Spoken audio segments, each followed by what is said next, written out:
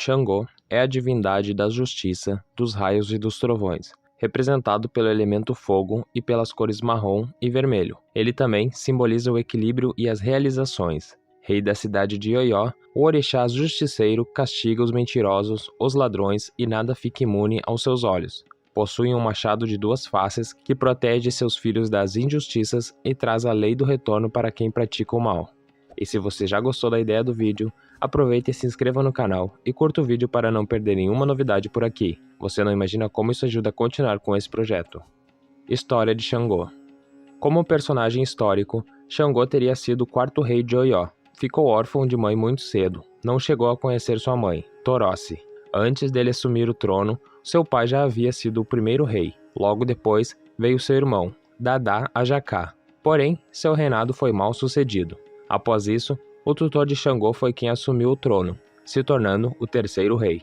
Porém, ele era um governante muito impiedoso, ruim e não gostava de crianças. Era injusto e tinha péssimos planos para Oió.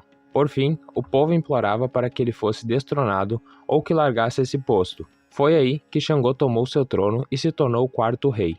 Todos comemoravam e pulavam de alegria. Xangô foi um rei justíssimo e de caráter ímpar. Tinha ótimos projetos para a sociedade, era muito elogiado por todos os cidadãos e, apesar de ser muito sério e carrancudo, ele era um ser muito bondoso. Xangô teve várias divindades como esposas. As mais conhecidas são Oiá, Oxum e Obá. Mais um pouco da história de Xangô.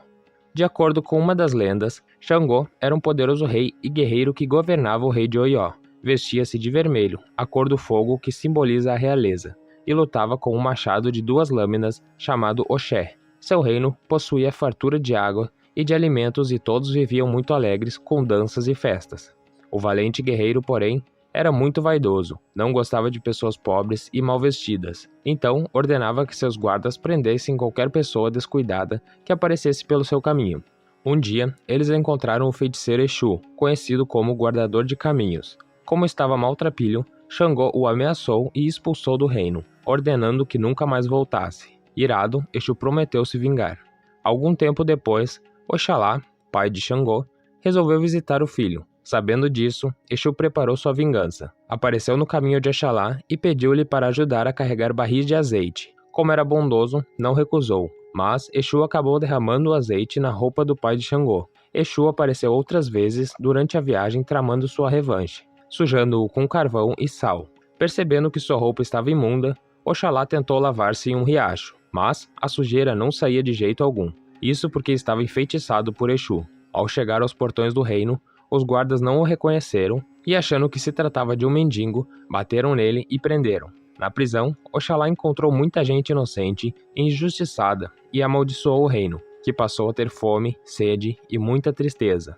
Depois de 7 anos, desesperado que a grande seca não acabava, Xangô consultou um sábio adivinho, que revelou o acontecido. No mesmo instante, mandou buscarem seu pai na prisão, dando-lhe banho, alimento e cuidando seus ferimentos.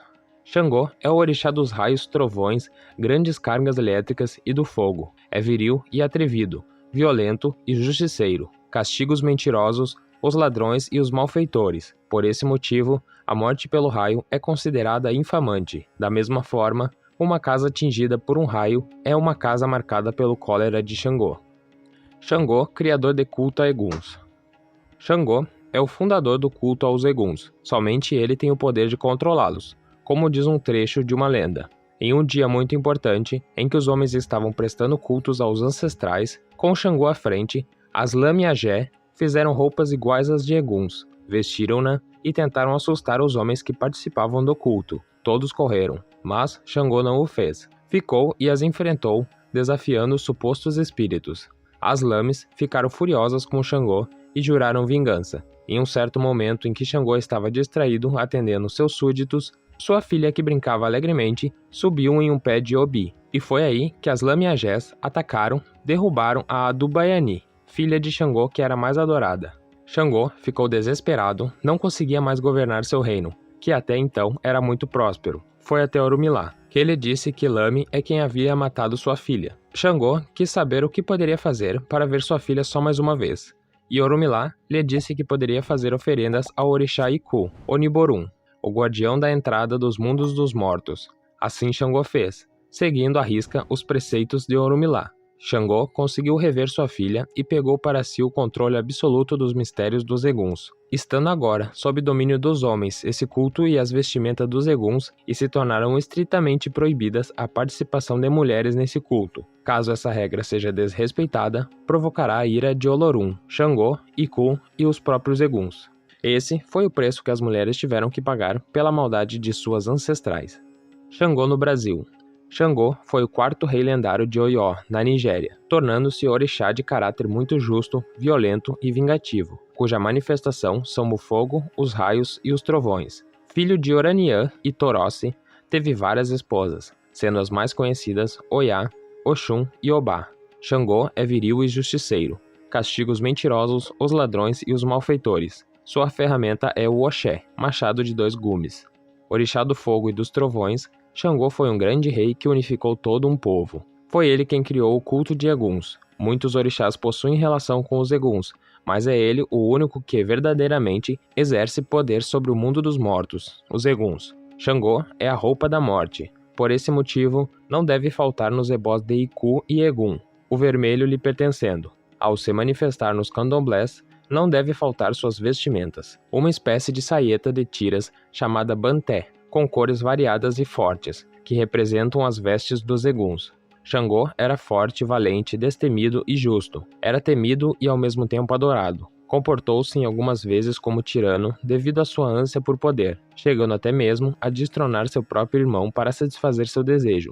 Filho de Amacê, Torossi e de Oraniã, foi o regente mais poderoso do povo de Yorubá. Ele também tem uma ligação muito forte com as árvores e a natureza, vindo daí os objetos que ele mais aprecia, o pilão e a gamela. O pilão de Xangô deve ter 2 bocas, que representam a livre passagem entre os mundos. Sendo Xangô um ancestral, Egum, da natureza, ele conseguiu profundos conhecimentos e poder de feitiçaria, que somente eram usados quando necessário. Tem também uma forte ligação com o Xumaré, considerado por ele como seu fiel escudeiro. Como são os filhos de Xangô?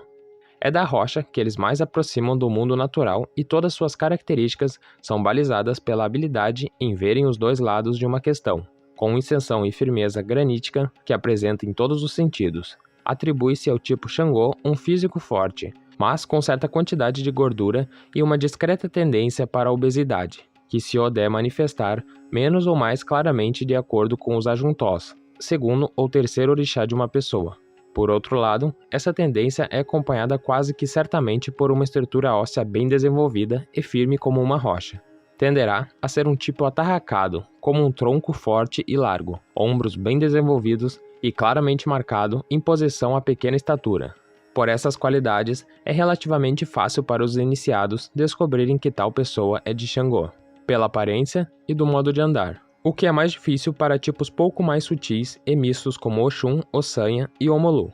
A mulher que é filha de Xangô pode ter forte tendência à falta de elegância, não que não saiba reconhecer roupas bonitas, graças à vaidade intrínseca do tipo, especial fascínio por indumentárias requintadas e caras, sabendo muito bem distinguir o que é melhor em cada caso. Mas sua melhor qualidade consiste em saber escolher as roupas numa vitrine, e não em usá-las.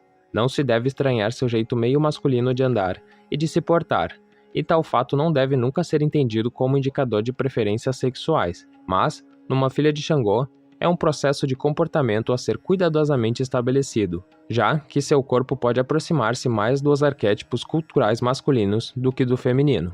Ombros largos, ossatura desenvolvida, porte decidido e passos pesados, sempre lembrando sua consistência de pedra. Em termos sexuais, Xangô é um tipo completamente mulherengo. Seus filhos, portanto, costumam trazer essa marca sejam homens, sejam mulheres, que estão entre as mais ardentes do mundo. Os filhos de Xangô não costumam ser conhecidos socialmente como um tipo dado a aventuras.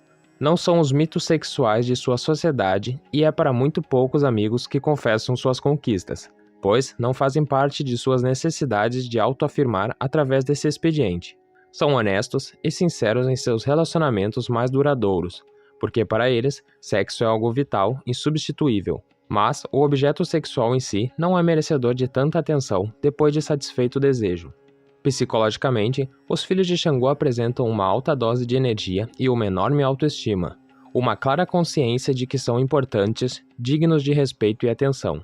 Principalmente, sua opinião será decisiva sobre quase todos os tópicos. Consciência essa pouco egocêntrica e nada relacionada ao seu real papel social. Os filhos de Xangô são sempre ouvidos, em certas ocasiões por gente mais importante que eles e até mesmo quando não são considerados especialistas no assunto, ou de fato capacitados para emitir opinião. A postura pouco nobre dos filhos de Xangô e seu cultivo de hábitos considerados aristocráticos ou pouco burgueses é resultado dessa configuração psicológica. Porém, o senhor de engenho que habita dentro deles faz com que não aceitem questionamentos de suas atitudes pelos outros, especialmente se já tiverem considerado o assunto em discussão encerrado por uma determinação sua. Gostam, portanto, de dar a última palavra em tudo, se bem que saibam ouvir. Quando contrariados, porém, se tornam rapidamente violentos e incontroláveis.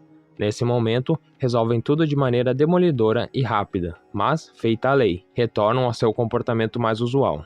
Em síntese, o arquétipo associado a Xangô está próximo a déspota esclarecido. Aquele que tem o poder exerce-o inflexivelmente, não admite dúvidas em relação aos seus direitos de detê-lo, mas julga a todos segundo o conceito estrito e sólido de valor claro e pouco discutíveis. É variável no humor, mas é incapaz de inconscientemente cometer uma injustiça, fazer escolhas movido por paixões, interesses ou amizades. Xangô é o orixá julgador, destruidor, inteligente, impulsivo e violento. Representa o poder transformador do fogo e é o padroeiro dos intelectuais e artistas. Seu número simbólico é o 12, assim como 12 são os ministros, ou base de Xangô. Apesar de discordarmos da visão privilegiada do fogo como elemento de Xangô, insistimos que a pedra é o símbolo básico, mas redutor e mais abrangente ao mesmo tempo.